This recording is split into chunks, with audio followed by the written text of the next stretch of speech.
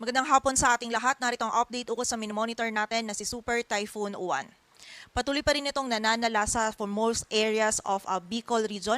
Huling namataan yung sentro nito sa layong 110 kilometers north of Daet, Camarines Norte. Yung sentro po nito or mata nito ay nasa karagatan pa, ngunit napakalapit po nito dito sa ating kalupaan. Sa kasalukuyan, taglay pa rin ito yung lakas ng hangin na 185 kilometers per hour malapit sa sentro at pagbugso na umaabot sa 230 kilometers per hour. Kumikilos po ito pa west-northwestward sa bilis na 30 kilometers per hour and simula nga po kahapon ay nararamdaman na yung epekto ng rain bands nito dito sa may Visayas at ilang areas ng Mindanao. And kaninang umaga naman po ay nagsimula na ring maramdaman yung epekto nito for most areas of Luzon. Kung saan po ngayong hapon may mga nararanasan na po tayong mga malalakas na pagulan at bugso din ng mga malalakas na hangin for most areas of Luzon, lalong-lalo na po dito sa may silangan ng Southern Luzon. And sa mga susunod po na oras ay mas magiging malalakas pa yung mga pagulan and yung mga hangin po na mararanasan natin sa malaking bahagi ng Luzon habang mas papalapit nga po itong si Bagyong Uwan dito sa area or sa silangan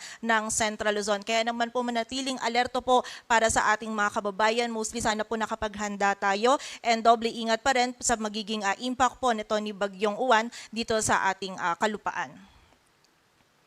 At may kita din po natin dito sa ating radar image as of 4 p.m. today. Ito po yung sentro or yung mata ni Bagyong Uwan kung saan medyo malaki po ito. And may kita din natin, ito yung eye wall niya kung saan yung eye wall niya sa kasalukuyan po ay nada-direct hit na or naapektuhan na po itong area ng Calaguas Islands. Kung saan dyan po sa Calaguas Islands and yung malaking area pa ng Camarines Norte, dyan po nararanasan ngayon yung mga mapaminsalang hangin and yung mga matitinding din pong mga pag-ulan na dala ni Bagyong Uwan. And nakita nga po natin ay ngayong gabi din po ay lalapit ito dito sa area ng Polillo Islands and then mamayang gabi din or bukas ng early morning ay tatama naman po ito dito sa may central portion ng Aurora. So again, kahit po yung sentro nito ay nasa karagatan pa, malaki po yung sakop nito ni Bagyong Uwan. May kita natin dito sa ating radar image kung saan yung rain bands po nito patuloy pa rin nakaapekto sa buong bahagi ng Luzon at Visayas. Base po dito sa ating latest forecast track analysis ni Bagyong Uwan, ngayon pong gabi ay lalapit ito dito sa area ng Polillo Islands. Kapag po nagkaroon ng bahagyang pagbaba nito ng track ay hindi rin po natin i-rule out yung possibility na maglandfall po ito dito sa area ng Polillo Islands. But for now, less likely po yung ganitong scenario. But kahit hindi po ito maglandfall dito sa area ng Polillo Islands, ay posible pong direct hit pa rin sila dahil po sakop po sila or madadaanan sila ng eye wall na dala po nito ni Bagyong Uwan. Then after po nito, tonight or tomorrow early morning, ay tatama naman ito dito sa may central portion ng Aurora or dun po siya sa area na yon magla-landfall and then tatahakin naman po nito itong area ng Northern Luzon and then by tomorrow morning naman ay lalabas na ito ng ating kalupaan, most likely dito sa coastal waters ng Pangasinan or La Union. And may kita po natin dito po dadaan yung center track ni Bagyong Uwan. Ito po ay ang entry point niya is dito sa may central portion ng Aurora. And then dadaan po yung center track niya either dito sa may southern portion ng Nueva Vizcaya or sa northern portion ng Nueva Ecija. Then mahagip niya din po yung southern portion ng Quirino. Yung area po ng Benguet, maging dito din sa may area or yung northern part ng Pangasinan. Yung bahagi din po ng La Union at yung southern portion ng Ilocos Sur. Maging dito din po sa northern portions ng Zambales at Tarlac. So ito po yung center track ni Bagyong Uwan kung saan dito po sa mga areas nito most likely mararanasan po yung mga pinakamatitinding hangin and pinakamalalakas po ng mga pag-ulan na dala ni Bagyong Uwan dito po sa atin. But bukod po dito no sa mga areas kung saan malapit po yung center track po nito, again importante pa din po na i-consider natin yung buong lawak ng bagyo. Ngayon po is umaabot ng 900 kilometers yung kanyang radius. Ito po yung simula sa center niya outward. So malawak pa rin po no, yung sakop ni Bagyong Uwan. So dito po sa red shaded area natin, dyan mararanasan yung pinakamatitinding hangin na dala ni Bagyong Uwan. While naman po for dito sa yellow shaded circle natin, dyan po mararamdaman yung mga malalakas po na hangin na dala nito. So again, magsisimula po ngayong gabi yung mas critical hours pa or yung mas crucial hours pa for the whole area of Luzon dahil nga po ngayon ngayong gabi or buong magdamag po natin mararanasan yung matitinding hangin and also yung mga matitindi din pong mga pag-ulan and yung risk din ng storm surge na dala nito sa malaking bahagi pa din po ng Luzon and hagip pa din yung ilang areas ng Visayas. Kaya muli po, para sa ating mga kababayan, sana nakapaghanda po tayo and manatili po tayong alerto.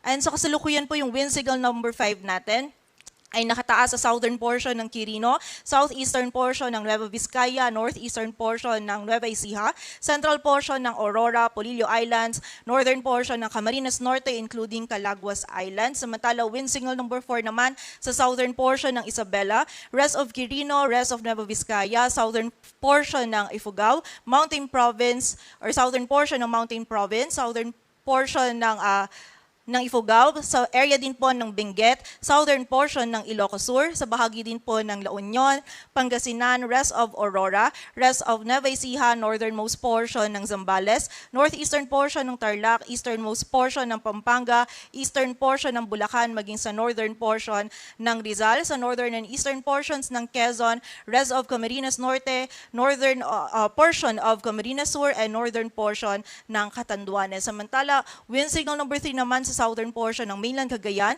rest of Isabela, northwestern, central, and southern portions of Apayao, Abra, Kalinga, rest of Mountain Province, rest of Ifugao, Ilocos Norte, sa rest of Ilocos Sur, rest of Zambales, Bataan, rest of Tarlac, Pampanga, and Bulacan. Dito sa Metro Manila, maging sa Cavite, Batangas, rest of Rizal, Laguna, rest of Quezon, Marinduque, rest of Camarines Sur and Catanduanes, Albay, Sorsogon, Ticao, and Burias Islands, maging sa northwestern portion ng Northern Samar. Samantala, wind signal number 2 naman po sa Babuyan Islands, rest of mainland Cagayan, rest of Apayao, Occidental Mindoro, Oriental Mindoro, Romblon, rest of Masbate, and Northern Samar, sa northern portion ng Samar, maging sa northern portion ng Eastern Samar. And wind signal number 1 naman po sa Batanes, northern portion ng Palawan, kasama na po dyan yung Calamian, Cuyo at Cagayancillo Islands. Dito po sa may rest of Samar, rest of Eastern Samar, sa Biliran, Leyte, Southern Leyte, Cebu, Bohol, Siquijor, maging sa Negros Oriental, Negros Occidental, Guimaras, Iloilo, Capiz, Aklan at Antique. So mapapansin pa rin po natin, malawak pa rin yung areas natin na merong wind signal dahil malawak pa rin nga po yung sakop nito ni Bagyong Uwan. And makita din po natin, dito po malapit sa center track nito, yung mga signal po natin na wind signal number 3, 4, and 5, kung saan dyan po yung mga areas na makakaranas ng mga malalakas hanggang sa pinakamatitinding hangin. And also yung mga matitindi din pong mga pag-ulan na dala ni Bagyong Uwan. Kaya po muli, pag-iingat po para sa ating mga kababayan habang nananalasa po itong si Bagyong Uwan, mas safe po na manatili lamang po tayo sa loob ng ating tahanan or ng mga evacuation centers para po sa ating kaligtasan. And bukod po dito sa mga malalakas na hangin, expect po natin meron din pong mga bugso ng mga hangin dito po sa area ng Palawan, sa nalalabing bahagi po ng Visayas at Mindanao na wala po tayong wind signals. Para naman po sa mga malalakas na pagulan ngayon hanggang bukas ng hapon, patuloy pa rin po yung mga malalakas na mga pagulan po na ating mararanasan. Mostly mamaya pong gabi hanggang hanggang bukas ng madaling araw, doon po natin pinakamararamdaman yung mga pag-ulan for most areas of Luzon. More than 200 millimeters of rainfall po yung ating posibleng maranasan dito sa may Kalinga, Mountain Province, Ifugao, La Union, Benguet, dito sa bahagi din ng Isabela, Quirino, Nueva Vizcaya, Aurora, Nueva Ecija, sa area din ng Bulacan, Rizal, Bulacan, Laguna, Quezon, Camarines Norte, Camarines Sur, Albay, Catanduanes at dito din po sa area ng Zambales. Samantala, 100 to 200 naman for the rest of Cagayan Valley, Ilocos Region, rest of Central Luzon and Calabarzon, maging dito din po sa Occidental Mindoro, Masbate at sa area din po ng Sorsogon. Samantala, 50 to 100 naman for Oriental Mindoro, Romblon, Aklan, Capiz, Samar Provinces, Biliran at Leyte, kung saan magiging mataas po yung banta ng mga pagbaha at pagguho ng lupa or malawakan po yung mga pagbaha na ina-expect po natin dulot nga nitong mataas po na volume ng mga pag-ulan na dala ni Bagyong Uwan. And a reminder lang din po sa ating mga kababayan, lalong-lalo na dito sa area ng Northern Luzon or kung yung areas din po natin ay bulubundukin kung saan prone po sila sa mga flash floods at sa mga landslides. Kaya naman po pag-iingat para sa ating mga kababayan. And expect po natin Bukas po, meron pa rin tayong mga malalakas po na pag-ulan na mararanasan. Though medyo mababawasan na po dito sa may silangan ng ating bansa, posible pa rin yung more than 200 millimeters of rainfall sa area ng Benguet. Kung saan ito nga po ay bulubundukin na area, kaya ina-expect po natin na mas marami po or mas magiging maulan po dyan sa areas na yan. By this time po, si Bagyong Uwan ay nandito na sa may kanluran po ng ating ng mainland Luzon. So ina-expect po natin yung 100 to 200 millimeters of rainfall, posible pa rin dito sa Ilocos Sur, La Union, Pangasinan, Zambales, Bataan, maging dito din po sa area ng Nueva Vizcaya at Ifugao. So muli po, no, ngayon, simula po ngayong gabi hanggang bukas, doon po natin mararanasan pa yung mga pinakamatitinding mga pag-ulan na dala po ni Bagyong Uwan. Mataas po yung banta ng mga pagbaha at pagguho ng lupa, kaya manatili pong alerto para sa ating mga kababayan, and patuloy din po tayo makipag-ugnayan sa ating mga LGU para dun sa mga aksyon na kailangan po natin gawin para sa ating kaligtasan.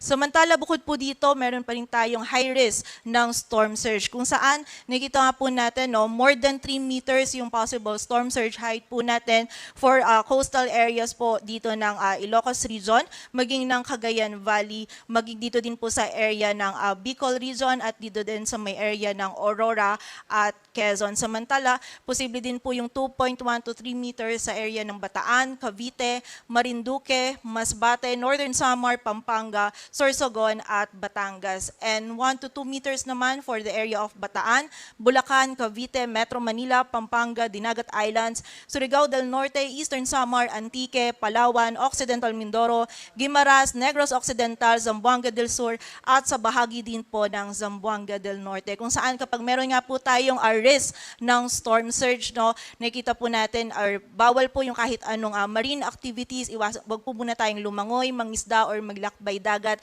And ito pong storm surge posible din magdulot ng coastal inundation or pagbaha po sa mga coastal areas po natin, lalong-lalo na dun sa mga low-lying areas. Kaya naman po sana yung mga kababayan natin ay nakalikas na and manatili pa rin po tayong alerto dahil nga po dito sa maaring epekto ng storm surge dito po sa ating mga lugar na nabanggit. Sa kasalukuyan, meron din tayo nakataas pa na gale warning sa mga dagat baybayin po yan ng Cagayan Valley, ng Central Luzon, ng Ilocos Region, ng Bicol Region, maging dito din po sa mga dagat baybayin ng Calabarzon, dito sa dagat baybayin ng Occidental, kasama na po dyan ang Lubang Islands, sa Marinduque, dito din sa area ng Romblon, maging sa Northern Samar, Eastern Samar, Samar, maging dito din po sa area ng Biliran, Leyte, Southern Leyte, sa northern portion ng Cebu, kasama na po dyan yung Bantayan at Camotes Islands, maging dito din po sa area ng Dinagat Islands, Surigao del Sur at Davao Oriental, maging dito din sa bahagi ng Surigao del Norte. Patuloy po tayong magantabay sa updates na ipapalabas po ng Pag-asa. Sa mas kumpletong impormasyon, bisitahin po yung website natin, pag-asa.dost.gov.ph. Para naman po dun sa mga heavy rainfall warnings na ini-issue ng ating mga regional offices, bisitahin po yung ating website, panahon.gov.ph. At yan po muna ang latest dito sa Weather Forecasting Center ng Pag-asa. Grace Castañeda, magandang hapon po.